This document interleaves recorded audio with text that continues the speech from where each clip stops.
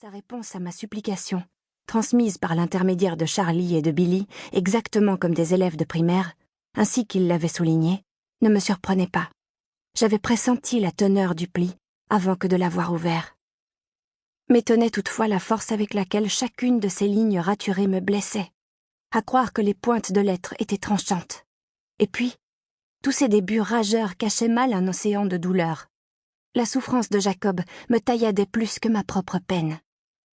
Fourrant la page froissée dans ma poche arrière, je descendis à toutes jambes au rez-de-chaussée.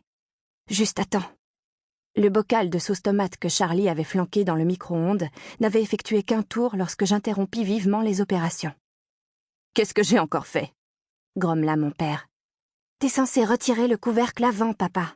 Le métal bousille les micro-ondes. » Tout en parlant, j'ouvris le bocal, en vidai la moitié dans un bol que je plaçai au four avant de ranger le restant de sauce dans le réfrigérateur. J'enclenchai la minuterie et appuyai sur le bouton. « M'en suis-je mieux tiré avec les pâtes ?» s'enquit Charlie. Il m'avait observé agir, lèvres pincées. Je regardai, sur la cuisinière, la casserole, source de l'odeur qui m'avait alerté. « Remuer aide, » lui répondis-je gentiment. Dénichant une cuillère, j'entrepris de décoller le tas gluant qui avait attaché au fond. Il soupira. « Explique-moi un peu ce qu'il t'arrive, » lançai-je. Mon père croisa les bras sur son torse et fixa la pluie qui, derrière les fenêtres, tombait à seaux. « Je ne vois pas de quoi tu parles. » Charlie au fourneau. J'étais perplexe. Ajoutons-y son attitude revêche. Édouard n'était pas encore là. D'ordinaire, mon père réservait ce genre de comportement à mon petit ami, déployant des trésors d'imagination tant dans ses paroles que dans ses postures afin de lui faire sentir à quel point il n'était pas le bienvenu. Ses efforts étaient d'ailleurs inutiles. Édouard savait très précisément ce que pensait Charlie, sans avoir besoin de ses représentations. Petit ami, je me surpris à mordiller l'intérieur de ma joue, en proie à une tension familière. Ces mots n'étaient pas les bons, n'exprimant en rien l'engagement éternel qui était le nôtre.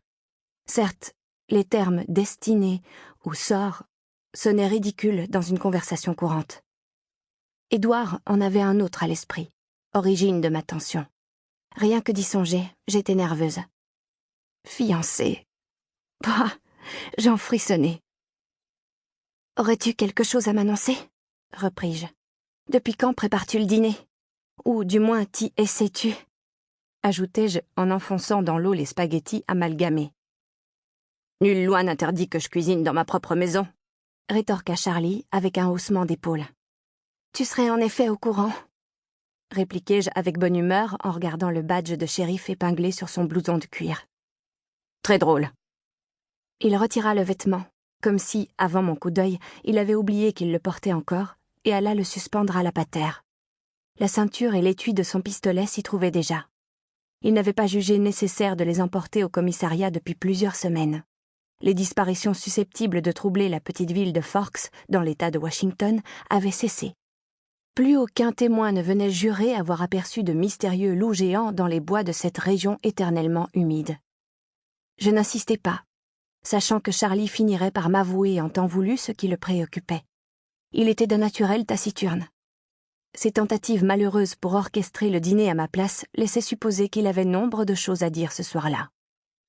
Par habitude, je jetai un coup d'œil à la pendule, geste que j'avais tendance à répéter fréquemment à cette heure. Plus que 30 minutes.